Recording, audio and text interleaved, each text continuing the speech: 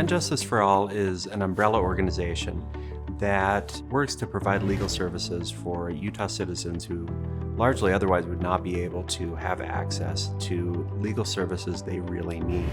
And Justice for All fills a gap in Utah legal services that nobody else can. It's the only organization that is willing to and has the resources to provide the services that these people need. In 2019, And Justice for All was able to help almost 29,000 people get legal services that they otherwise would not have received. Unfortunately, it's just the tip of the iceberg. We're only able to help about 8% of the people with legal needs. It makes a difference. We can provide a voice for people who otherwise wouldn't have a voice in Utah's legal system. We can provide access to physical safety for people that otherwise wouldn't have it. We can provide access to jobs that people otherwise wouldn't get. We can provide people with remedies for wrongs that otherwise they would never be able to get.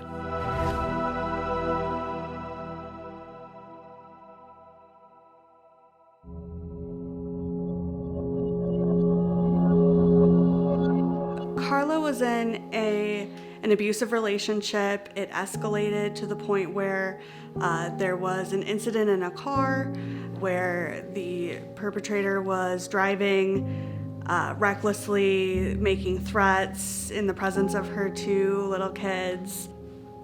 You know, you see the red flags in the beginning and everything, but I just never thought it would get this bad. And this night, it was almost like it was like max I could take. Like, there was other incidents that had happened in the past, but this night when he put my kids in danger on the car, you know, and I really thought we were all gonna die. So after that incident and the police got involved, she was directed to legal aid to get a protective order. We got a protective order for her. The police were ordered to take care of her if he showed up around her house, around the kids' schools, around her workplace. He did that a couple of times. He sent letters, he sent threatening text messages and Facebook posts, and showed up to her workplace. And the police got involved because there was a civil protection order, and he became incarcerated for all of those violations. And then she got referred to the family law side instead of the protective order side of legal aid, which is when I got involved. She needed a parentage order because she had a child with this man. Once you find out there's somebody on your side, on your legal side, you know, it just makes you like function a little better and just move on. I think this assistance from legal aid is crucial to get, especially protective orders. They're in a situation where they've experienced domestic violence. They've probably gone through the cycle of domestic violence a couple of times, several times, before they finally find the resources they need to actually call it quits and to actually step up and say, no, I have a way to protect myself from you.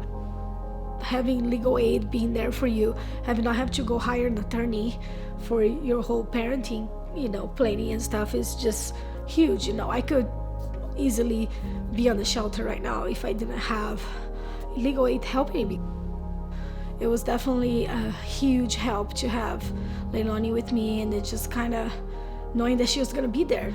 Very thankful for her, and I really hope that other people, you know, can use this help too.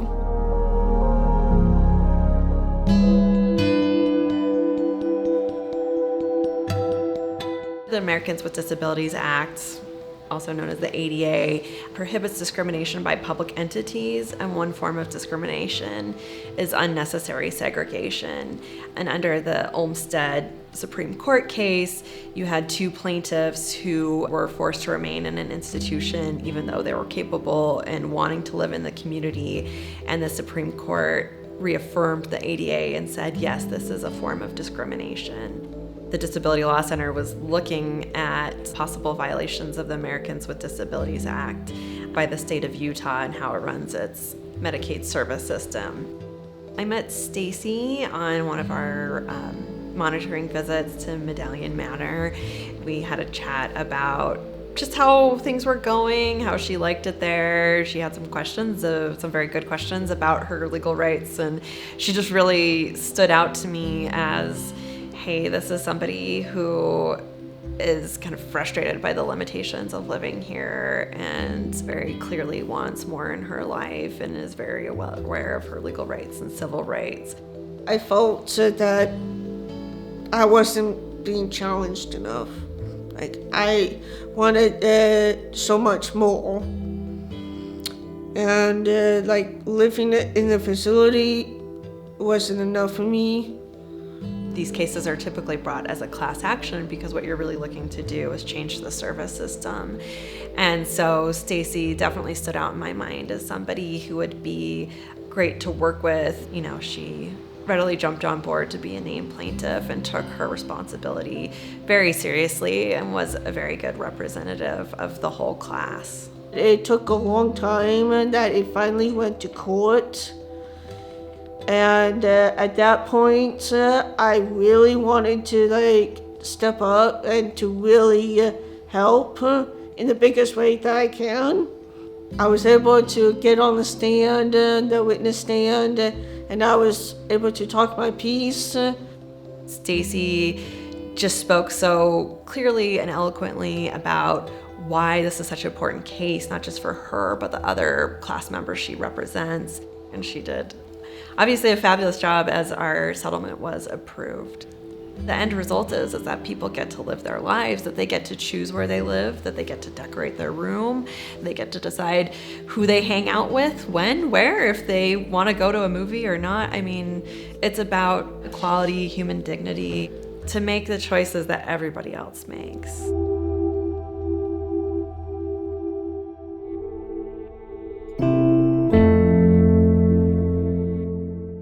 In 2015,